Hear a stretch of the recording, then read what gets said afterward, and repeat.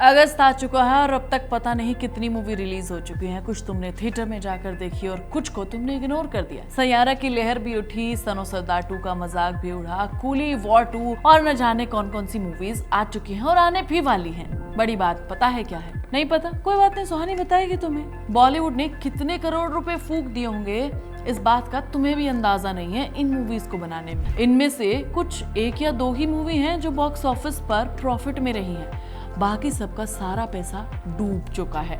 इस भीड़ में सिर्फ 3 मूवीज ऐसी निकली हैं जिन्होंने बाकी सबको पछाड़ दिया है। 3 फिल्में जो सिर्फ हिट ही नहीं हुई बल्कि पैसे कमाने की मशीन बन गई। आज मैं आपको इन 3 फिल्मों की कहानी और उनके पीछे का मैजिक और सारे राज बताऊंगी जो 2025 की सबसे प्रॉफिटेबल मूवीज में से एक रही है। लेकिन रुकिए, ये वीडियो सिर्फ आंकड़ों का बोरिंग रिपोर्ट देने के लिए नहीं बना रही हूँ। यहाँ पर हम बात करेंगे इमोशन की, स्ट्रेटजी की और उन पलों की जब ये फिल्में धीरे धीरे वर्ड ऑफ माउथ की वजह से लोगों की फर्स्ट चॉइस बन गई। तो तैयार हो जाइए, क्योंकि इसमें आपको बहुत कुछ देखने को मिलेगा कि कैसे एक फिल्म जिसका बजट सिर्फ 15 करोड़ था, कैसे उसने 140 करोड़ से भी ज्यादा की कमाई की, कैसे एक म्यूजिकल लव स्टोरी सबसे बड़ा क्रेज बन जाती है और कैसे एक महाकाव्य ऐतिहासिक ड्रामा करोड़ों का साम्राज्य खड़ा कर देता है। कहानी की शुरुआत होती है महाअवतार नरसिम्हा से। जब ये फिल्म अनाउंस हुई तब किसी ने नहीं सोचा था कि ये इतनी ज्यादा बड़ी हिट बनेगी, वो भी 15 करोड़ के बजट में।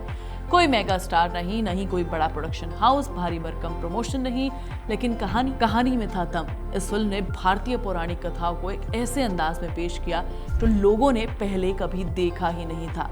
शुरुआत में स्क्रीन पर सीटें खाली थी, लेकिन पहले ही हफ्ते में उसने वो करके दिखा दिया जो सबके लिए अनएक्सपेक्टेड था। हाउसफुल थे, टिकट खिड़की पर लाइनें लगी हुई थी और सोशल मीडिया पर लोग सिर्फ इसी के बारे में बात कर रहे थे कि भाई क्या गजब की चीज देख ली है महाअवतार नरसिम्हा। फिल्म ने कमाई नहीं की बल्कि सबको एक सबक सिखा दिया कि कंटेंट स्ट्रॉन्ग है तो भाई कुछ भी मायने नहीं रखता। इस मूवी ने 843% ROI मतलब रिटर्न ऑफ इन्वेस्टमेंट, कितना लगाया था उसके बदले में कितना हमें मिला है। जी हाँ, इतना ज्यादा कमाई की है इस मूवी ने।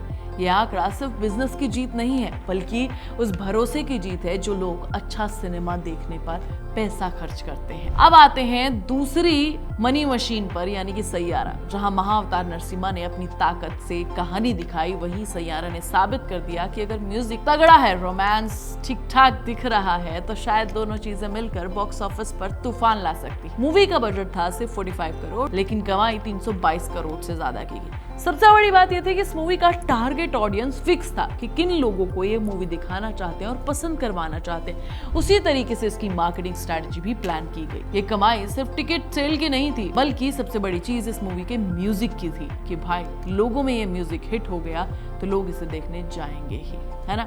हर गली, हर कैब, हर नुक्कड़, हर शादी में ये गाना बज रहा था। कह सकते हैं कि भैया ब्रेकअप पार्टी पर भी यही गाना बज रहा था। म्यूजिक के साथ साथ विजुअल ट्रीटमेंट अच्छा था, लोगों को केमिस्ट्री पसंद आई, इमोशनल कनेक्शन दिया। थिएटर में लोग सिर्फ कहानी नहीं देखते हैं बल्कि एक उस एहसास को जीने के लिए जाते हैं जो सैयारा ने पैदा कर दिया। 616% का ROI यानी कि रिटर्न ऑफ इन्वेस्टमेंट इस मूवी से मिला, अपनी इन्वेस्टमेंट से 6 गुना ज्यादा। यही वजह है कि सैयारा सिर्फ एक फिल्म नहीं बल्कि 2025 का कल्चरल मोमेंट बनकर रह गई है ना। और अब आती है साल की सबसे बड़ी फिल्म, सबसे ग्रैंड, शायद सबसे रिस्की फिल्म, छावा। 130 करोड़ का बजट, इतना बड़ा रिस्क था ये, है ना। जितना पैसा लगाया उतना ही बड़ा रिस्क हो जाता है, लेकिन यहाँ पर डायरेक्टर और टीम ने दांव खेला और क्या कमाल का खेल खेला यार। छावा एक पीरियड ड्रामा थी जिसकी हर एक फ्रेम भव्यता से भरा हुआ था, बड़े सेट्स थे और ऊपर से जो विक्की कौशल की एक्टिंग थी और जो बैटल सीक्वेंस थे, सब कुछ ऐसा था कि भाई वहां पर ऐसा लग रहा था कि मैं छावा वाले टाइम में पहुंच गई हूँ। छावा सिर्फ विजुअल ग्रैंड नहीं थी बल्कि उसमें इमोशन कोर था जो दर्शकों को जोड़ता है। नतीजा 615 करोड़ से ज्यादा की कमाई की, यानी कि 373% का ROI।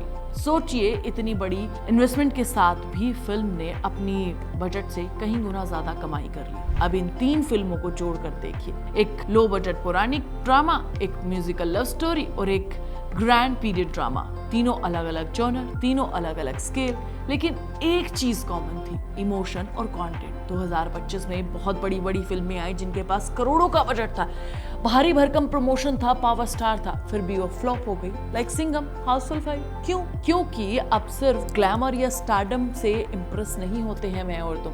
हमें एक कहानी चाहिए जो दिल को छू ले, और वो कहानी इन तीनों मूवीज में मिली है। इस लिस्ट में सिर्फ 3 फिल्में होना और बाकी की 128 पता नहीं कितनी मूवीज का पीछे रह जाना ये बताता है कि बॉलीवुड का गेम बदल चुका है। तो सवाल यह है कि क्या आने वाले सालों में भी हम ऐसे ही लो बजट की मूवीज से सरप्राइज होते रहेंगे और कंटेंट की फिल्में देखेंगे, या फिर बड़े बजट और स्टार वाली फिल्मों का बोलबाला होगा? ये जो भी होगा यार, 2025 में एक चीज तो साफ हो गई है कि भाई कंटेंट दिल जीत रहा है, चाहे वो नरसिम्हा की तरह शांत शुरुआत हो, सैयारा की तरह म्यूजिक की लहर हो, या छावा की तरह रणभूमि में शेर बनकर दहाड़ना हो। तुम्हें इन तीनों में से कौन सी मूवी पसंद आई है मुझे कमेंट करके जरूर बताओ, मैं भी जानना चाहती हूँ। मैं तुम्हारे साथ बताऊंगी कि मुझे कौन सी सबसे ज्यादा पसंद आई है। ठीक है, तब तक वीडियो को लाइक और शेयर करो और प्लीज बेल आइकन दबाना मत भूल जाना।